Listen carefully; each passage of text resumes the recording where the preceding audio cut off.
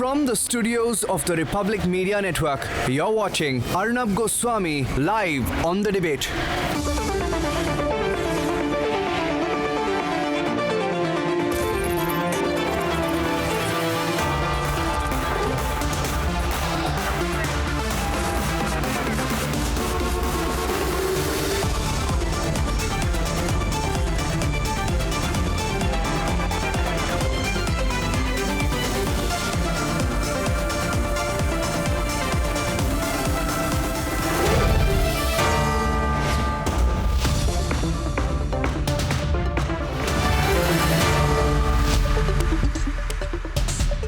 Good evening and welcome, viewers.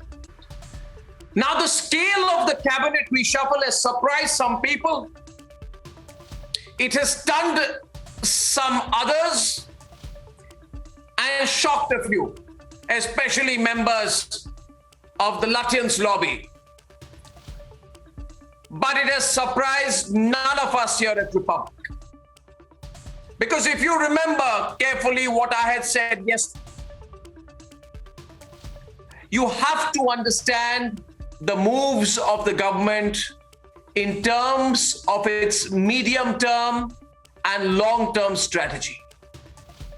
Not the old Lutyens style of tinkering with small changes to avoid a more important, a bigger systemic overhaul. In fact, I was going through the list of ministers in great detail and the numbers. So there are 43 who've been brought in. There are 12 resignations, 7 promotions. If you look at this in terms of numbers, it looks like a corporate annual appraisal cycle. Only this one is so hard-nosed about performance that unlike most private sector companies, here you don't even get a second chance to stay on. If you get one bad mark in your annual performance report. So it's very hard-nosed on performance. But let me run you through my analysis on the numbers. There is more. One, this is one of the youngest cabinets ever. Personally, I think the average age is still very high at 58. But it's way lower than any cabinet earlier, which is good. It needs to be brought down. Maybe one day we'll have a cabinet where the average age, or a council of ministers where the average age is 50 or even lower. Secondly, there are 14 ministers and 6 of cabinet rank who are in their 40s or younger. We like that here at Republic. That's fantastic. So many ministers, even cabinet ministers in their 40s or younger, is a great move. There are 13 lawyers, 6 doctors, 5 engineers, and 5 ex-civil servants in this list. So this becomes one of the most qualified ministries since 1947. There are 4 ministries, including health, which have seen a complete change, which means the cabinet minister is out, the minister of state is out. So both cabinet and MOS level ministries the names have changed, which means there has been some very hard-nosed performance review by the Prime Minister. The tone is therefore completely uncompromising. It's a typical Prime Minister Narendra Modi tone: deliver or out. As they say, shape up or ship out. That's great. Now let me tell you some details of the performance level, and let me remind you also, viewers, in the course of my debate today, we will be bringing you the details of who gets which cabinet first here, only on Republic, viewers. Now let me tell you about the representation. 27 of 77 ministers. That is effectively over 35%, well over 1/3 are from the OBC communities. That is the highest ever representation of OBCs in the cabinet. So it's, in a way, it's an OBC-led cabinet. That's a first ever, viewers, since independence, that you have an OBC-led cabinet. Then, for the secularati who always complain and try to find holes, there is representation from the Sikh community, Muslim community, Christian community, and the Buddhist community. So it's very strong minority representation you have here. There are 11 women in the ministry, including 2 of cabinet rank. And here's the big statistic. There have been over 50 hours of presentations that the Prime Minister, along with his core team, has sat through before coming at a decision on this. The Prime Minister has sat through hours of review on every department and every ministry. All the ministers were told to come and show their performance in terms of hard numbers, not in terms of tall claims. It's not a rally speech. They were told to make proper PowerPoint presentations. How much have you achieved? What was your delivery performance? How much have you achieved? How much left remains to be done? What is the explanation for the work not done? So the whole focus has been on delivery and actual delivery being measured on the ground. And therefore, I must say this. No government is perfect. This one is not perfect either. But the difference is, here you're seeing a genuine effort at delivery. In simple terms, working harder. Now, isn't that important? For the government to feel so accountable, so much under scrutiny, that the entire focus is, are you working hard enough? Are you taking the job of running a government seriously enough? That's the message I see. And for me, that is gratifying. You can go ahead with any argument around any issue, political issue or not. But here's a government that is saying, let's work hard, let's self-criticize. Which is why when you have 12 big resignations and 7 cabinet promotions, nobody can dispute the fact that the focus is, are you delivering to the people? Secondly, there are today, and you can ask anyone on this, there are no big perks or big privileges to being a minister or a cabinet minister in the Modi government. You have a salary, you get a government house, you're allowed to travel on official duty, and you're expected to perform. It's just like any other job. And that is very refreshing for some of us who have seen the Vadra Congress times and the Congress I times and the Congress times. And what was happening then, viewers? You had a prime minister who had to come in a press conference and say, I compromise because of the compulsions of coalition politics. I have to take in people who are allegedly corrupt, but I have to compromise. You had a prime minister who spoke that kind of a unfortunate language. You have seen times when some allies of the Congress were given juicy ministries where money was there to be made.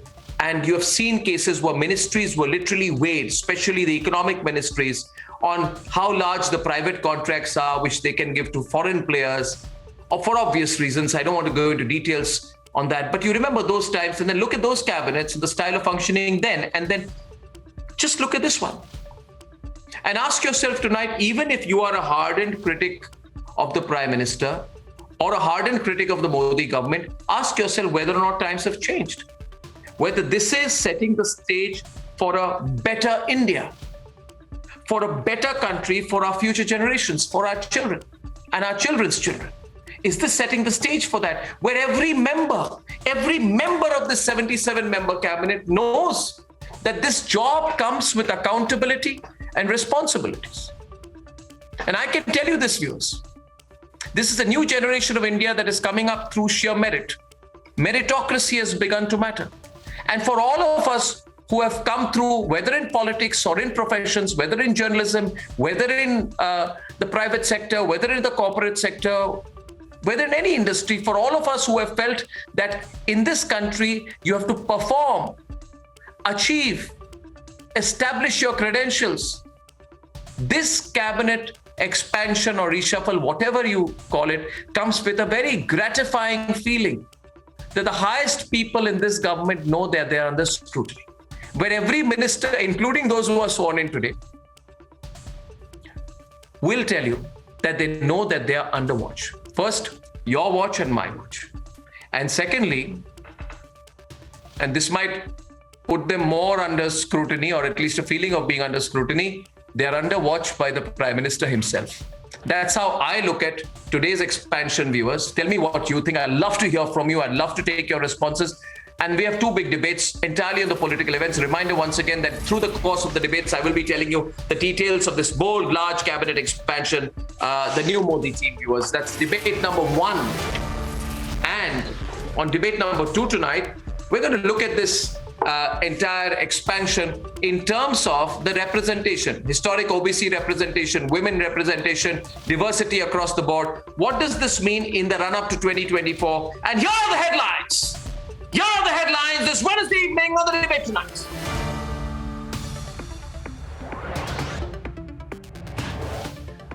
Oath taking is complete. 40 23 sworn in, 12 resigned, 7 promoted. New team Modi comes after the most bold and dramatic cabinet rejig yet.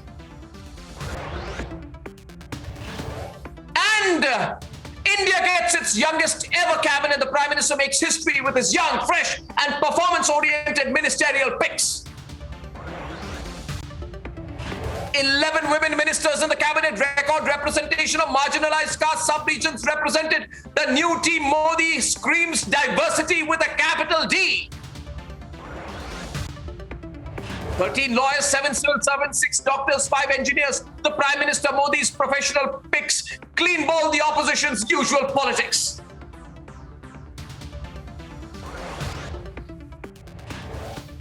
And India's iconic superstar, the original superstar of the Indian subcontinent, the one and only Dilip Kumar, is laid to rest with full state honors.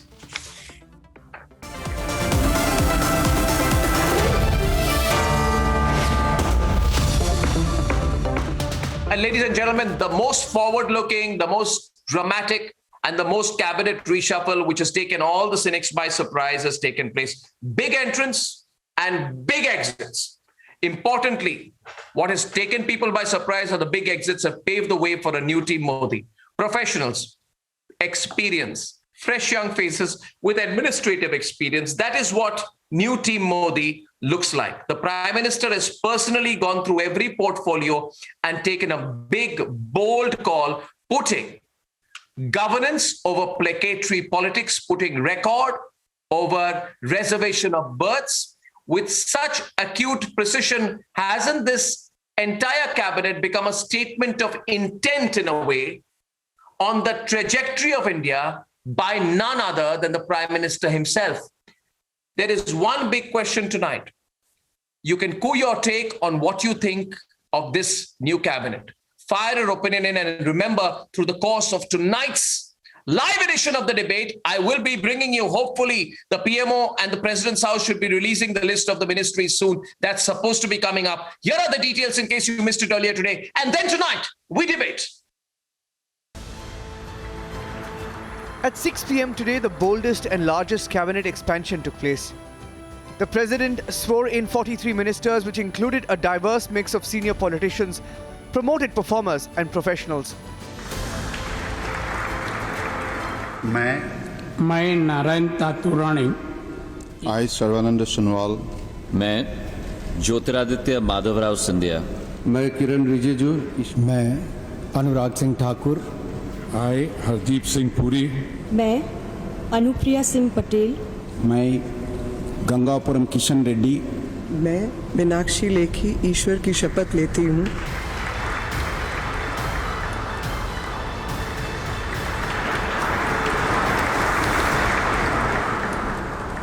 As promised, the new Modi Council of Ministers is younger. In fact, at 58 years of average age, it is the youngest ever since independence. Also, it is the most broad-based in terms of professional experience, geography, and caste arithmetic. In fact, it would not be amiss to say that with 27 OBC ministers, this Modi Sarkar is OBC Sarkar. And those who delivered have unflinchingly been rewarded. The new Modi cabinet has representation that reflects the diversity of India. OBC representation in historic numbers. At least 7 new female ministers inducted and sub-regions represented.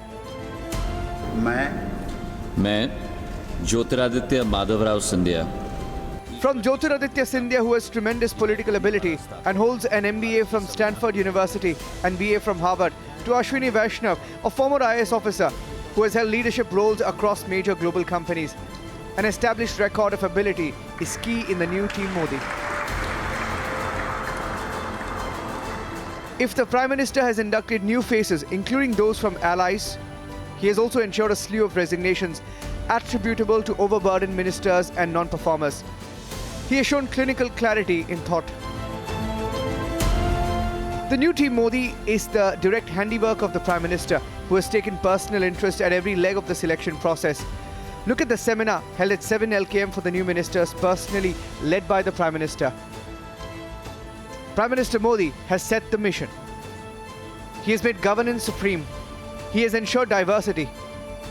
he has now divested those who could not deliver.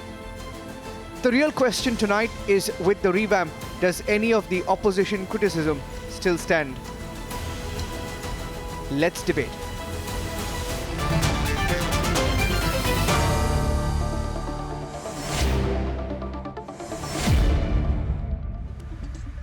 Welcoming as we analyze this, what are the piercing thoughts behind the new team Modi? Tonight, Mohandas Pai, Sanju Verma, Ratan Sharda, delighted to see Pushpendra Kulshresht, senior journalist, Sandeep Ghosh, political commentator, Kalyani Shankar, senior journalist, Ashish Khetan. We're joined by Subir Bhomik. Subir da, good to see you. And Shikha Mukherjee, a senior journalist from Kolkata. So we have a diversity of political opinion on this panel as well. So I'd like to open up by asking Mohandas Pai, I think the most amazing thing about this cabinet expansion is the scale of it. What I liked was the scale of it. This is not tinkering, Mohandas Pai.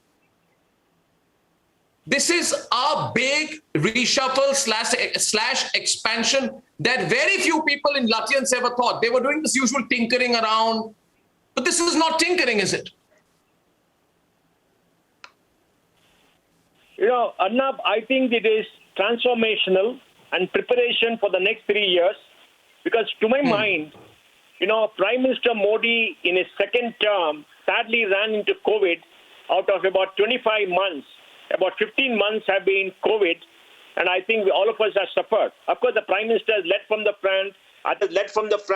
I think despite all the noise from Lutyens Delhi, he has led from the front and made sure that India does well. Even though we had the second wave, we have recovered very fast, and he has made sure vaccination happened. But the economic cost has been very high. You know, people have lost jobs. The middle class has been devastated. The lower middle class incomes have come down. People are coming to poverty because there has been lockdown and there has been economic dislocation. So we have 3 years to recover. And for 3 years, we need a dynamism which will be extraordinarily high. And we need a dynamism which will produce a large number of jobs. We need growth to be 8.5%, 9% a year for the next 3 years. And in the first 5 years, there has been a lot of tough economic decisions which has cleaned up India. You know that IBC and all that, the crony capitalism, all the crimes of the past have been swept away. There has been no corruption. It's been a corruption-free government. All the ills of the ancient regime have been swept away, and tough decisions have been taken. Now we want to see the fruits. And to have the fruits of that after 25 months of the second term, 15 months of COVID, we need to have fresh thinking, fresh energy in the ground. And this is a sweep. This is transformational. What I would like now is focus on jobs and focus on the economy. Focus on removing regulations and making the life of every citizen better. Focus on execution of everything else. And we want a government which will tell us every quarter what they're going to do, and a review every quarter like the corporate sector. So we begin to see the results. In 3 years' time, we must see a different India where there'll be jobs aplenty, there will be growth, there'll be social stability, health for everybody, and the improvement in the quality of life. You know, the Prime Minister has aimed for that and is doing that. It's very good. Now, a couple of other points. You know, Kalyani Shankar, you've seen so many cabinets and ministries come and go. What, in your view, is most striking? For me, for example, on one point is that this is the youngest ever cabinet. And that must have been a deliberate move. It can't be accidental. I feel that Prime Minister Modi and his advisors, in quotes, Amit Shah, so they must have thought of very seriously what to do, how to do, because more than Indian side, even the international image of the Prime Minister has been going down. You might have seen how in Washington Post, New York Times, they all are writing negative stories about India. So I think he just wanted to correct the image. That is number one. Number two, to correct the image, you have to give a better alternative. So that is the reason he must have thought of this big exercise. And it is a big risk also in a way. You see, he should be able to make them deliver. So that is where the execution part of it is very, very difficult. But still, you know, he's taken a big risk. And then it is, as you rightly said, it is the youngest cabinet. It has more representation to women, maximum to the OBCs. So it is also in a way political, more political than any other, the previous cabinet. And he is looking at not just tomorrow, he's looking at 2024, which is very, very important. And also UP, because, UP is the base from which BJP can aim high. And therefore, UP cannot be ignored. So this is another reason. So I think, I would just want to mention one thing. Rajiv Gandhi also did that. And Congress, the Kamraj plan, even in those days they had done. And there are other governments which had tried this kind of thing, party to government, government to party, all that. So they must have got some idea for what to give to the people whom they have been removed. And I don't think that Prakash Javadekar, Ravi Shankar Prasad, or Harshvardhan will be just left high and dry. Maybe they could be utilized in the party. And because Ravi Shankar Prasad and Prakash Javadekar had been the face of BJP when they were in opposition and even for a long time. So probably they would put them to use in the party. So with a great vision, I think they must have taken this risk, and the risk they have to make sure it's executed. No. There is obviously a risk in this, but only point of slight disagreement with you, Kalyani ji, and I respect your experience. I remember my days as a cub reporter when I used to take your advice very much when you were being a stalwart in the field. My only polite which is why I even would hesitate to strongly disagree with you since you're such a senior, but my polite disagreement with you would only be, Kalyani ji, and I'd like to bring in Ratan Sharda on this, that I don't think the Prime Minister is responding to the Washington Post. I think this is beyond I'm not saying that. I'm not saying that at all. I feel that I don't think he's reacting to international media. It's an introspection I feel that the government has done on what it needs to do for the next 3 years. I just like to get maybe before Ratan Sharda, Sanju Verma's opinion on this, because I think she'll have a strong counter to you. Yes, please, Sanju. Okay. Arnab, I think your opening remarks summed up the ethos of the Modi cabinet. I mean, for me, what stands out is the fact that on the one hand, you have from Imphal, Manipur, Dr. Rajiv Ranjan Singh, a first-time MP from Inner Manipur at 68 years.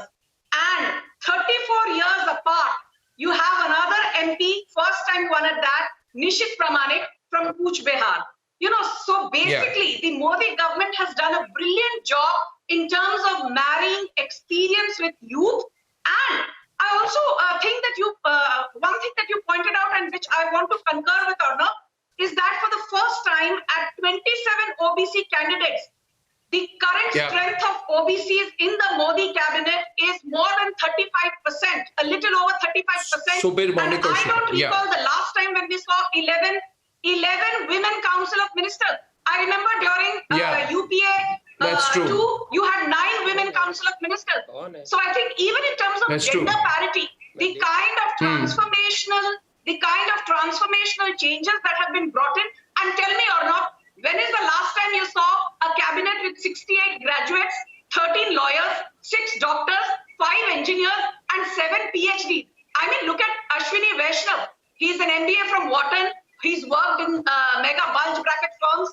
And even look at somebody like Mahindra Bhai from Gujarat, who's been a cardiologist for more than 3 decades. So I think the point we need to stress upon here is what, you also said, for Narendra Modi, perform or perish is a dictum he lives by, and the culture of Jugaad, where a Radia tape infamy, what Barkhadas used to decide cabinet appointments. I'm sorry, nobody has an inkling these days what North Block or South Block is up to. You could be the mightiest of journalists, but Narendra Modi is somebody you cannot second guess. No, let's get another perspective. We have with us Subir Bhaumik as well. And I'll just keep throwing up some thoughts. Ashish Ketan, I see you there. Welcome. Having a good conversation tonight.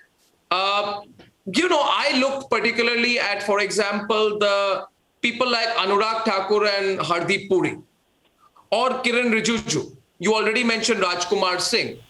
Now Subir Bhaumik, I'll get you in with Ratan Sharda. Anurag Thakur. Now he's presently been minister of, he's one of the younger, he's among those who are in his 40s.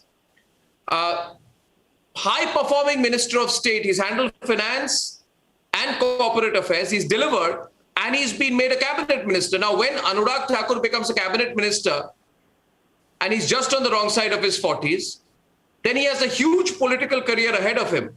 Hardeep Puri, diplomat, has delivered in tough ministries, commerce, industry, civil aviation, urban affairs. He gets immediately elevated. So it's not as if, you'll get an elevation well into after serving 2-3 terms as a MOS. That's also different. Subirda, don't you see that as refreshing itself?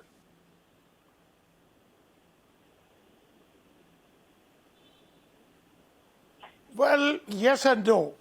In the sense that, finance ministry, Nirmala Sitharaman and Anurag Thakur, between themselves, the country is yet to see a huge turnaround in the finances of the country. So we will hold our horses and check on what their performance is. But it's fair enough for Modi ji to have faith in Anurag Thakur. He's a dynamic minister. He's aggressive. He's sort of, but in pure finance terms, in the finance portfolio, they will have to deliver. Hardeep Puri, yes, I have high regards for him. He's a professional. He has delivered. And Arnab, one thing, you need real good negotiators. We screwed up in the RCAP negotiations, where we went ahead full steam and then we backed off. And it was because we don't have very solid professional negotiators at the international level. And there, Hardeep Puri is really someone who can make a difference, whether he holds commerce, whether he is, in some other ministry. So Hardeep Puri definitely, people like him are most welcome, and they are definitely going to, make a difference. Arnab, here, let me point out, you guys are talking about how great this expansion is and all that, and you have every right to discuss this. I will talk about Nishit Pramanik and John Barla. These two people from North Bengal, the importance that has been given to North Bengal. Now, both these people, especially John Barla, who is from the, the tea labor community, tea tribes as they say, they have raised a very strong demand that North Bengal should be separate union territory. So, with these people coming into the cabinet, I can see a lot of pressure on Bengal, a lot of, basically intimidation and threat.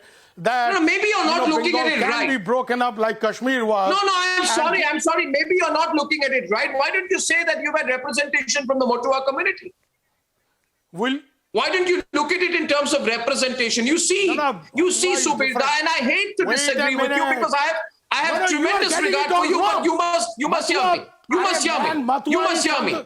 No, Arnab, you must hear me. Shout, okay? There you're getting angry, you see. No, don't shout. I am not talking of Shantanu Thakur. No. Shantanu Thakur is Mathua. I am talking of these two guys from North Bengal. Belatedly, they have been in news for demanding very strongly that West Bengal should be broken up and North Bengal should be separate union territory. They are making this demand because they say Rajvanshis, Gorkhas, they have been neglected in Bengal. I'm not talking of Mathua. You don't get messed up, man. I know what I'm talking about. I'm talking of Bengal. Okay? I know this place better than you do. So Bengal has been represented, Mednipur has been represented, Jalpaiguri has been represented. So what's wrong with that? Uttar Pradesh, Purvanchal represented, Rohilkhand represented, Bundelkhand represented, Awadh represented, West UP represented, Karnataka. What is not represented? So go and give a list. Why do you want us? No, you give your list. But that's I am saying the significance of people like John Barla and Nishit Pramanik. Yaar, tumko agar if you don't want us to speak, you speak then. You give your monologue. I am trying to show you the significance. I'm not talking about Shantanu Thakur and all these other people who have come in. But these guys have been in news, John Barla and Nishit Pramanik, for demanding very strongly a union territory in northern Bengal, that, Bengal should be split up, there should be. So this has significance. That's what I'm trying to. Correct. This is old school political. Now I heard you. It's not about drum beating and Subirda. Now let me tell you, Subirda, and let me tell you this. The beauty about political analysis is that your political analysis is subjective and so is mine. if I consider my subjective objective, or you consider your objective subjective, you will be adding a wrong prism to your own analysis. All I'm trying to tell you, we have in a democracy the right to have different opinions. So let me give you my opinion. Let me give you my opinion, and then I'll bounce this off because I don't want to get into an argument. I'm just a humble anchor of the program. And you don't want to listen to anybody. I am not shouting, sir. You want to give I am not shouting, sir. You want to give a monologue. Sir, What I am trying to say. telling you what. No. You always shout. There you see. shout more than we do. No, please try to understand. What I was trying to say is there is more significance. There is more significance to this ministry making. Okay, so I'll get Ratan Sharda in one line before Ratan Sharda because I deserve one line of a response to. No, thank you. Yeah, so of course there is. Let me tell you one more thing here. There is a thought behind giving 35% representation in the ministry to OBCs. Of course, there's politics in it. I don't live in a fool's paradise. Let me also tell you that there are 12 representatives from scheduled caste. Each one, maybe you have not found that each one is from a different subcaste. You can look at it two ways. Narendra Modi is trying to give representation to every different subcaste within scheduled caste. Or you can say he's just doing politics. You can look at this as representation or appeasement. That's the way you look at it. Ratan Sharda, that's all I'm saying. Ratan Sharda. See, everybody has talked about social equality. BJP only looks at people as Indians and not as caste or religion. Subir ji, aapka dhanyawad. I thought BJP only looks at people as Indians. Okay, to respond to Subir da, if he allows me, I don't know why he's so angry, why he's so upset. He has got his say. See, in BJP, no, everybody has a right to create a lobby for certain demands for any region, saying that it has been neglected. That doesn't mean it will create a new state or new UT. People have a right to say, but under BJP, I don't think anybody will take the talk to that level. Coming to the more serious issue, we have talked about representation across regions, across caste, across gender and all that, which shows that highly diverse approach, not just cities, we have got remotest part of India represented in the ministry. To me, the most important part is it's not a cabinet reshuffle. It's a new cabinet. Let us admit it. More important than new ministers, ministers dropped. 12 ministers dropped, including cabinet ministers.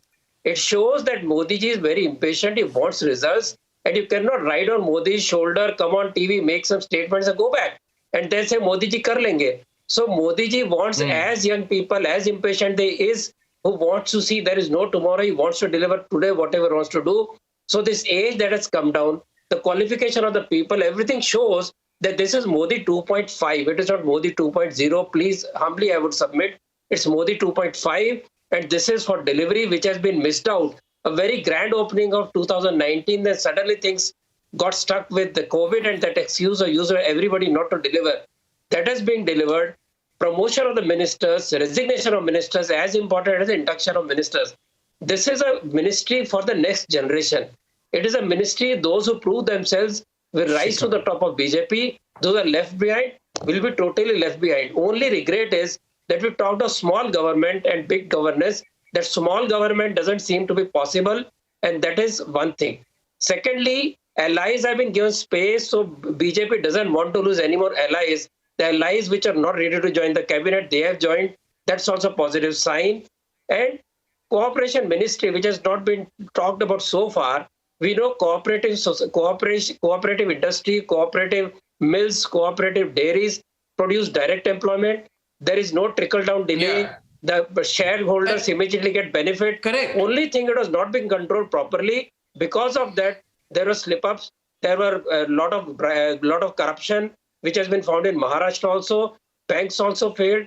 Now, this reason to control them properly, you need a ministry. So you get complete benefit of the cooperative movement that was started by, of all, the great Congress leaders like Yashwantara Chauhan and Vasantdada Patil. So that has been corrupted, that has deviated from its goals. And what we see, we want is Amul type of cooperation across India, which will get direct employment, direct benefit. I also believe. Okay, breaking news! Breaking news, ladies and gentlemen, breaking news. The first bit of breaking news that I have here right now is that the Ministry of Cooperation, huge importance given to the Ministry of Cooperation with Amit Shah being made the minister there. So he's going to be holding additional charge there. Right? That's interesting. Prime Minister has accorded top priority to science and technology, and the Prime Minister will be monitoring this. The MOS PMO will be the minister in charge. So science and technology comes directly under the Prime Minister. I'm getting some initial PM to monitor science and technology. Amit Shah is going to handle the Ministry of Cooperation as well. Some initial leads coming in. I'm going to be breaking more news as it comes in. Interesting out there. But now, since we are looking at this, I'd like to get in Shikha Mukherjee and Pushpendra Kulshrestha. Feel free to come in, Sandeep. My point is, look at the Health Ministry and what the Prime Minister has done there. There's been a complete overhaul of the Health Ministry, which is obviously a post-COVID action. Any doubts about that? Complete cleansing exercise. Minister of State Ashwini Choubey goes.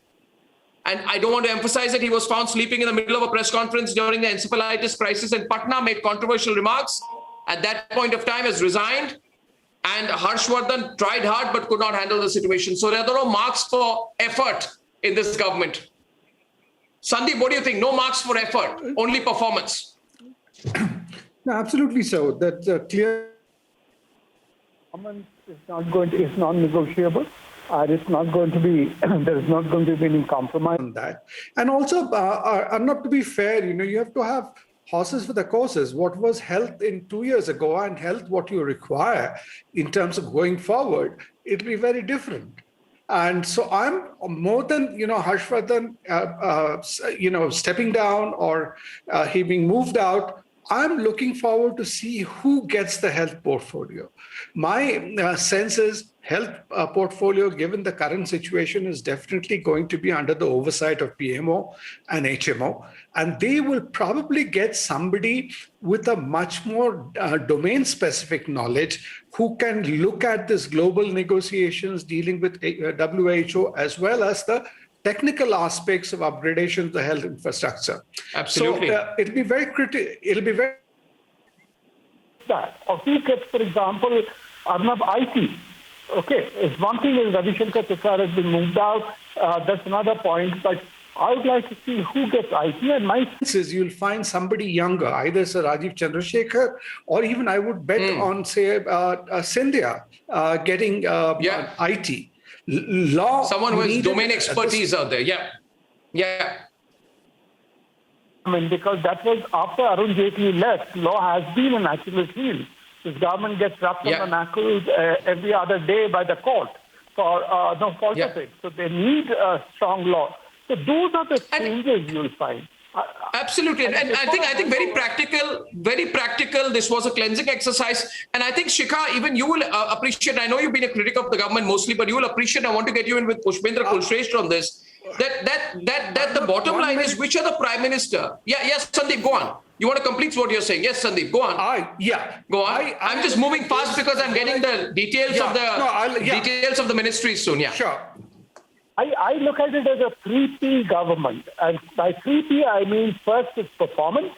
There's a messaging in performance. Secondly, there is a political message, which I think is essentially in the inclusivity or the representation which you're getting both regionally as well as the scarce situations, etc., which you said. And there are third pragmatism. You have to take... Okay, I've got a bad audio link with you. I'll get you back in a minute, Sandeep. Let me get in Shikha here.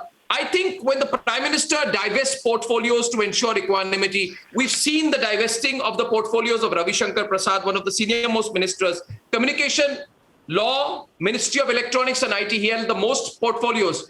And there's been a divesting there. I think that's a very dramatic move. Am I getting some more breaking news? And it's constantly telling me we're getting updates. Ministries of Health and Chemicals and Fertilizers to be clubbed. Okay. Ministries of Health and Chemicals and Fertilizers will be clubbed, and we are hearing that Mansukh Mandavia will be heading the combined ministry. Big first bit of breaking news once here, very quickly on Republic, taking the conversation forward. Shikha, what do you think? This is a KRA approach to cabinet formation.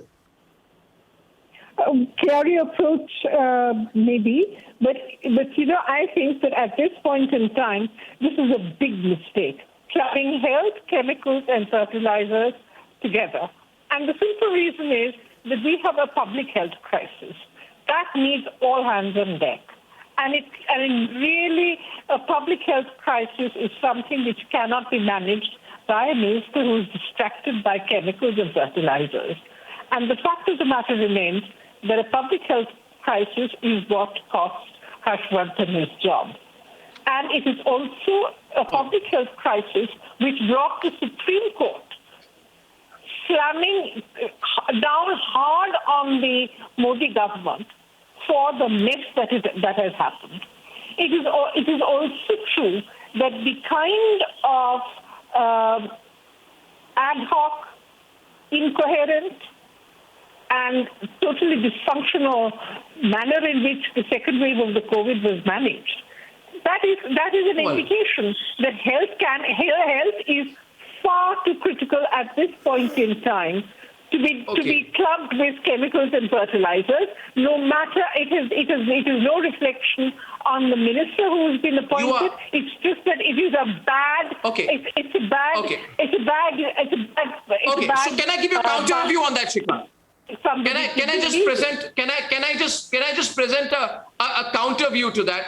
My counter view to that would be that I think this actually proves the fact that it's a very performance-driven cabinet, because Mansukh Mandavia, Pushpendra Kulshesh, has absolutely been one of those people who has totally proved his mettle. And he's the person who actually stepped up to the challenge during the COVID times brilliantly. He's the person. Okay, Smriti Irani continues to hold women and child portfolio. Okay, that's another quick update. But I think Mansukh Mandavia did a fantastic job increasing manufacturing capacity and actually increasing the local supply network, ensured better improvements in supply during his period as the Minister of State for chemicals and fertilizers. And that was at a point of time when he was already holding additional charges, MOS for ports, shipping and waterways. So this person, Pushpendra Kulshesh, actually proven that he can handle multiple portfolios with ease. Mr. Kulshesh.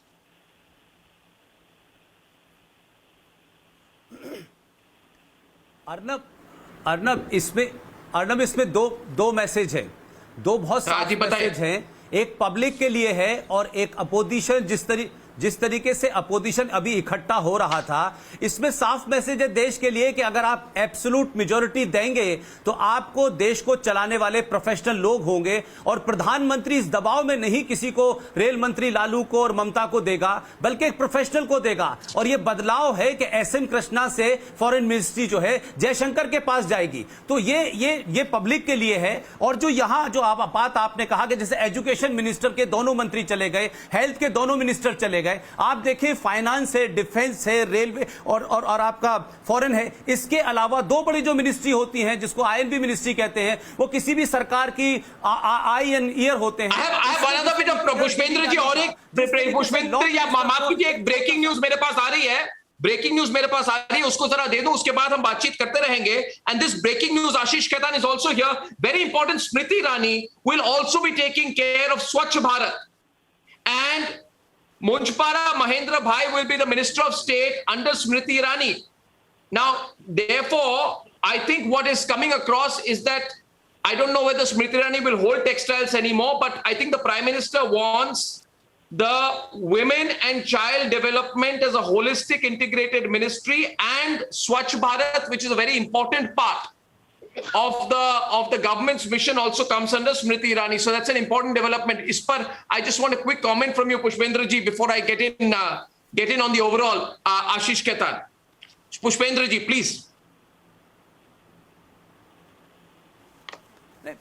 दूसरा जो इसमें take है कि अगर Bharatiya Janata party के जो allies हैं, वो अलाइज भी ये तय नहीं कर रहे कि आप हमारे इस आदमी को मंत्री बनाइए। ये पहली बार हो रहा है कि अलाइज पार्टनर हैं, लेकिन अलाइज पार्टनर में से भी प्रधानमंत्री को इस बात की ताकत है कि वो तय करेंगे कि हमको किसको मिनिस्टर बनाना है। तो ये जो एक तरीके से आप कह सकते हैं कि इसमें प्रोफेशनलिज्म नजर आता है। जैसे प्रोसीजरल फॉर्म के अंदर होता है कि जो एक्सपर्ट होता है उसको लेते हैं, तो ये कंपल्शन नहीं होता कि ममता को रेलवे दे दो, कि लालू को रेलवे दे दो, कि ए राजा को फाइनेंस दे दो। तो इस कंपल्शन से देश को बता दिया कि अपोजिशन कितना भी इकट्ठा हो जाए, लेकिन अगर आप देश को प्रोफेशनल तरीके से चलाना चाहते हैं, दुनिया के सामने ताकतवर दिखना चाहते हैं, तो प्रोफेशनल के लिए फिर ये गठबंधन और कोलिएशन की सरकारों से आपको भी बचना होगा। तो एक तरीके से डिमोलिश कर दिया उन्होंने कि अपोजिशन में जिस तरीके से एक दूसरे को बंदर बांट होती थी कि इसको देके खुश करो, उसको देके खुश करो, ये भी इसमें मैसेज है। और विद इन द पार्टी ये मैसेज है कि अगर आप परफॉर्म नहीं करेंगे तो इंडिस्पेंसेबल नहीं है आप। जिस तरीके से मैंने लॉ मिनिस्टर को देखा कि ट्विटर के सामने वो एक लाचार नजर आते थे, कमजोर नजर आते थे।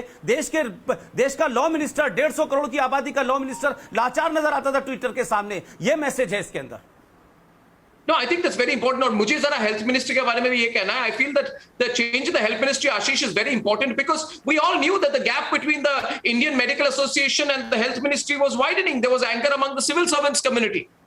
And there was genuine anger about the handling of COVID. I think the Prime Minister has actually acknowledged in a way that there were mistakes done. But he's also shown at the same time the confidence of self-correcting himself and changing the course, which is very important for any government. Ashish. Arnab, there has been a widespread perception about the performance of Modi's government in general for the last 7 years, and Modi 2.0 in particular, which is that while Modi and his party, they have been very good at winning elections, but the government's performance was quite lackluster, even in the first term. But in the second term, the way the COVID situation was mishandled, especially during the second wave when the government was found wanting on almost all fronts, that required serious reflection.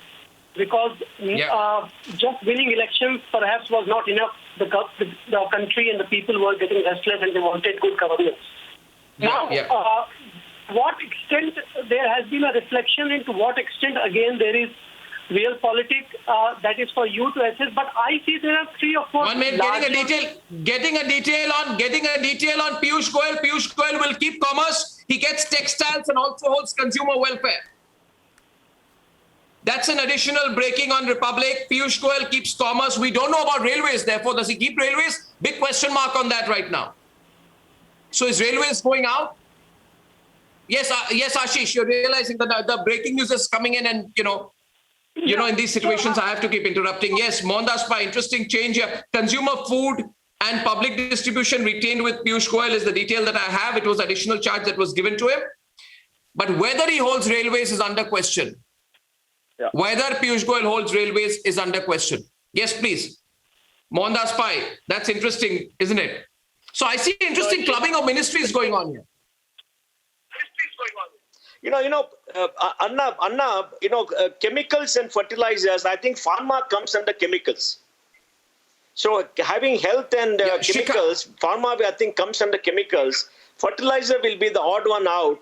So I think, we need pharma, we need everything to do with health to come under one ministry. So I think that has been the thinking behind this. Piyush Goyal has done very well in the railways. He's transformed the railways. And I think the railways have come to a stage when they're self-sustaining. The eastern corridor, the western corridor is going to be completed in the next maybe 8 to 12 months. We're going to see a transformational change. The speed on the railways for freight has gone up to about 50 kilometers an hour from 25 kilometers. This is a fantastic transformation. So I think, No. What we are seeing is what we are seeing is what Shikha said.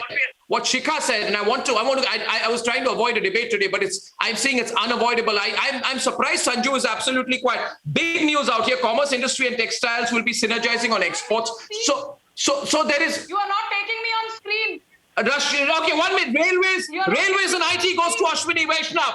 Big news here. Railways moves from Piyush Goyal to Ashwini Vaishnav. I'm sorry. That's used. Former bureaucrat Ashwini Vaishnav. I mean, incredible professional out there from Wharton School, Pennsylvania University, MTech from IIT Kanpur, IS officer of 1994 batch, gets a double promotion, goes in as railways and IT minister. You have got to hand it to Narendra Modi. This is really dramatic. A professional gets straight the railways job. Very dramatic. A professional gets the railways job. Sanju, I'm surprised I'm not seeing enough reactions among the panelists on that one. Okay. Arnab, I think one thing that we really need to understand is that out of 77 is the current strength of the cabinet, and 31 are people who have been professionals and have domain expertise. I don't think in any other cabinet in post-independent India, you had such a dramatic rise in the number of professionals, which again showcases and endorses the fact that the Modi government respects meritocracy. And one person who nobody is talking of, we've spoken of Anurag Thakur, we've spoken of G. Kishan Reddy. Please don't forget the MOS for agriculture was a gentleman called Purushottam Rupala. And Purushottam Rupala has been elevated because he did a phenomenal job in Ashwini Vaishnav also gets IT and communication. Ashwini Vaishnav gets IT. I think this is one of the most dramatic announcements here. Ashwini Vaishnav, IAS officer, IIT, Wharton School alumnus, fantastic background. And he gets Railways, IT and Communications, emerges as one of the senior most members of the Modi cabinet, top-class professional, Shikha. This is not about giving responsibility, too much responsibility to people. This is about clubbing responsibility for competent people. That's the way I look at it. What do you think, Ratan Sharda? Do you agree with Shikha's assessment earlier? Are you changing your mind? No. We must get everyone in Shikha. Shikha, yes, Shikha. With 77 ministers, Mr. Modi needed to distribute the work in a way that ensured better response to a crisis in managing crises as they emerge. And let's be very clear. The Supreme Court between May and June has been slanting the Modi government every week for everything from vaccines to oxygen to IT to the fact that the administration is still trying to... I have breaking news. Dharmendra Pradhan gets education and skill development. The ministry's been clubbed. Let me ask Mohandas Pai, clubbing of ministries, putting education and skill development together. That is fantastic. That is fantastic, Arnab. That is fantastic, Arnab. I think that's great. Human capital. I think, education and skills to go together. He moves from petroleum to education. I think that's fantastic. And we need a more dynamic minister who has the international exposure with good communication for education. And I think there's a very good combination. He's a very dynamic minister. I think that's a very good combination. Well, we have the whole team. The entire team is here on Republic. I think we are not going to take a break right now. We are just going to keep breaking this. No, we're going to drop our ad breaks right now so that we can be faster on the breaking news this evening. And viewers, we'll club the ad breaks later. I mean, that's all right. I think this is Republic, and it's important for us to keep all our viewers ahead right now. This is big. This is very, very big. And every minute. Now, what we are seeing here is synergy. Exciting, Ratan Sharda, exciting. Arnab, I think the biggest surprise is a newcomer getting 3 heavyweight ministries. That's really confidence that he gets from Mr. Modi to have 3 huge ministries with a person who is the first-time minister. So the experience as IAS, the experience as a scholar, I think that comes in. And HRD, education skill development, after only one. Because if you look at the new NEP, in it, skill development is part of the education. So I think this is very logical. And I also think that export boom that we saw recently in the new report, that is also that is why textile has been offered to Piyush Goyal. Because so here's a request to the viewers. Here's a request to the viewers. Here's a request to the viewers. My sincere request to the viewers is, I have to take a break. And that is not only our choice. Despite whatever Parambir Singh may have told you, we do earn an honest income. So we'll have to take a break. And I'll see you on the other side. The breaking news is coming in quick and fast. I'm telling all our viewers, don't leave Republic. You're going to get the breaking news first. Republic World is on. And I'll take a short break. These are exciting times. Take a break. We'll be back. Don't switch.